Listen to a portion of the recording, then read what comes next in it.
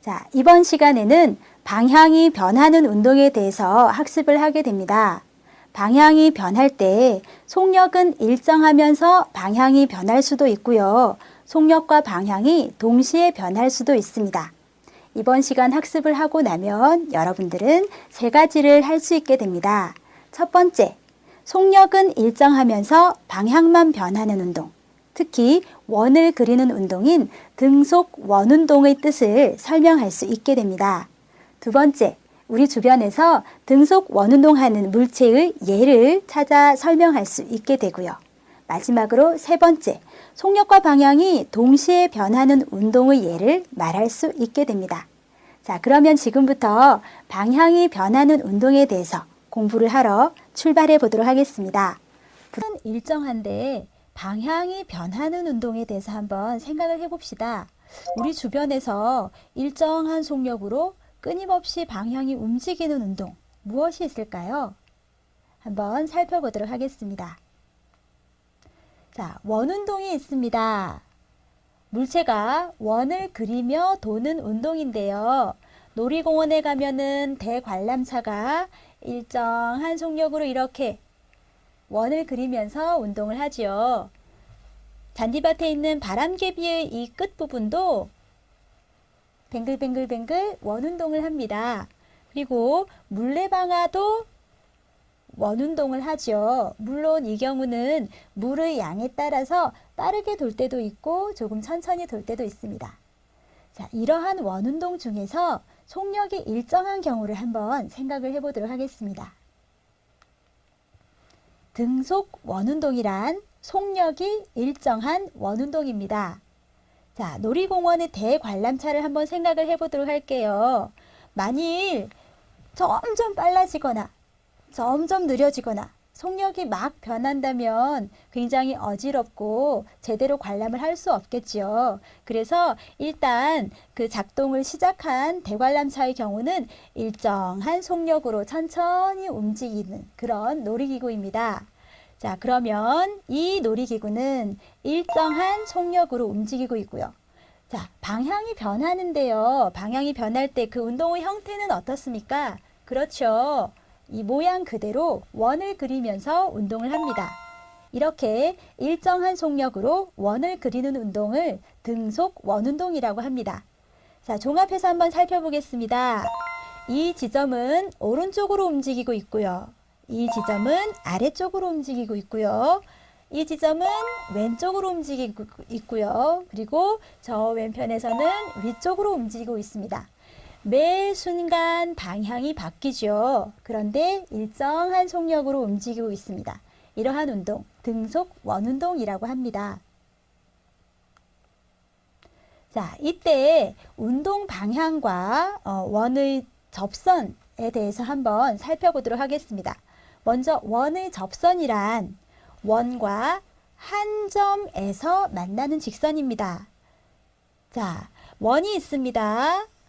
어떤 직선이 원과 만나기 위해서는 점점 가까이 가야 되겠지요. 그런데 너무 가까이 가면 어떻게 되나요? 이렇게 두 점에서 만납니다. 한 점에서 만나기 위해서는 이런 형태가 되어야 하지요. 여기에 깨끗하게 나와 있는 그림과 같습니다. 그래서 이 경우에 원의 접선, 이 경우를 원의 접선이라고 하고요. 원의 접선은 반지름과 수직인 관계에 있게 됩니다. 원의 접선은 반지름과 수직입니다. 등속 원운동의 방향에 대해서 한번 생각해 보도록 하겠습니다. 각 점에서 물체는 원의 접선 방향으로 움직입니다. 그러면서 매 순간 운동 방향이 변하는 운동을 하지요. 자, 이 학생과 마찬가지로 어떤 물건을 실에 매달아 이렇게 수평으로 돌리는 운동을 한다라고 생각을 해보세요. 운동 방향이 화살표처럼 이 방향, 이 방향, 이 방향, 이 방향. 방향은 계속 바뀌는 운동을 하고 있고요.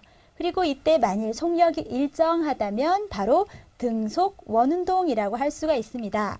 이때 이 물체의 운동 방향과 실의 방향을 잘 살펴보면 실은 원의 반지름이라고 할 수 있고요. 반지름 방향이고요. 그리고 운동 방향은 이렇게 앞에서 우리가 원의 접선이라는 것을 배웠는데요. 바로 운동 방향이 반지름과 수직이잖아요. 그래서 등속 원운동을 하는 물체의 운동 방향은 바로 매 지점에서 원의 접선 방향으로 움직이고 있다라고 할 수 있습니다.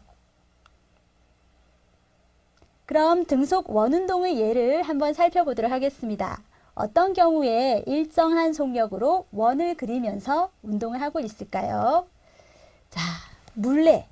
도자기를 만들 때 뱅글뱅글뱅글 돌아가는 물레입니다. 영상을 한번 보도록 하겠습니다.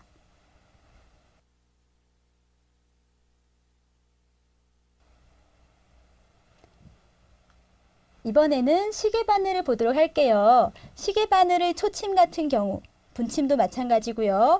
일정한 속력으로 움직이죠. 만일 시계바늘이 일정하게 움직이지 않는다면 어떤 일이 일어날까요? 자, 또 다른 예를 한번 살펴보도록 하겠습니다.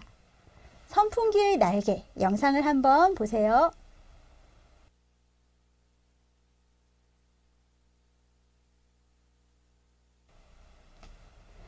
움직이기 시작할 때는 물론 등속이 아니겠지만 일단 같은 모드에서 돌아가기 시작한 돌아가고 있는 선풍기 날개는 일정한 속력으로 움직입니다. 그러면서 원을 그리죠. 등속 원운동의 예입니다. 마지막으로 놀이공원에 있는 회전목마의 경우도 일정한 속력으로 원을 그리는 운동입니다. 이번에는 속력과 방향이 동시에 변하는 운동에 대해서 살펴보도록 하겠습니다. 속력도 변하고 방향도 변하는 운동에 어떤 것들이 있을까요? 자, 속력과 방향이 동시에 변하는 운동의 예를 한번 살펴볼게요. 시계추 왔다 갔다 하죠. 이렇게 지금 선생님이 그리고 있는 것처럼 방향이 변하고 있고요. 잘 살펴보면 빨라졌다 느려졌다 빨라졌다 느려졌다 이렇게 속력도 변하는 운동을 합니다. 그네의 경우도 마찬가지입니다. 그네 다들 타보셨죠? 공을 이렇게 쏘아 올리면 농구공은 올라가면서 방향이 이렇게 조금씩 변해요. 그리고 내려오면서 꽂히게 되죠. 속력은 어떤가요? 올라가면서 점점 느려지고 내려오면서는 점점 빨라지는 운동을 합니다. 그래서 그런 운동을 하면서 관역에 정확하게 조준이 되는 거죠. 를 끌어당겨서 진자의 왕복 운동을 한번 살펴보세요.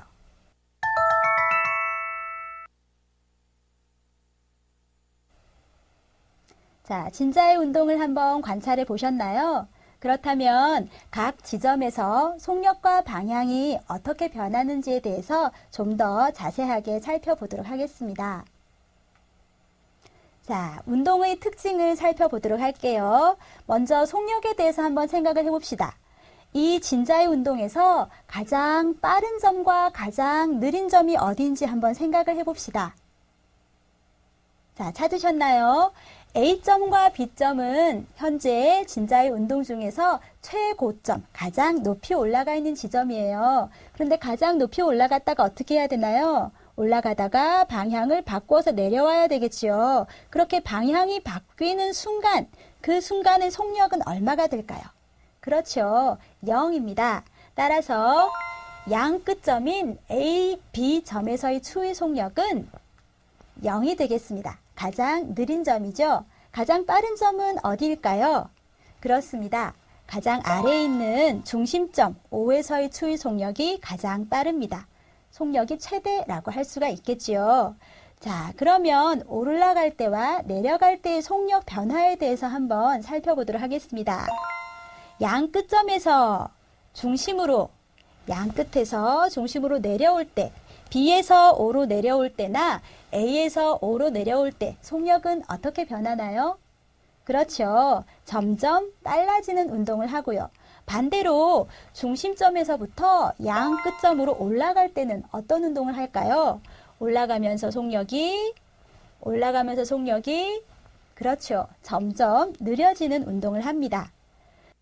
자, 그러면 속력과 방향을 종합해서 운동의 특징을 한번 설명을 해보도록 하겠습니다. 자, 진자의 경우 내려오는 운동을 할 때는 내려오면서 점점 빨라지고요. 그리고 반대편으로 올라가면서 점점 느려집니다. 다시 내려가면서 점점 빨라지고 올라가면서 점점 느려지는 운동을, 자, 그렇다면 이 폼의 방향을 한번 생각을 해봅시다.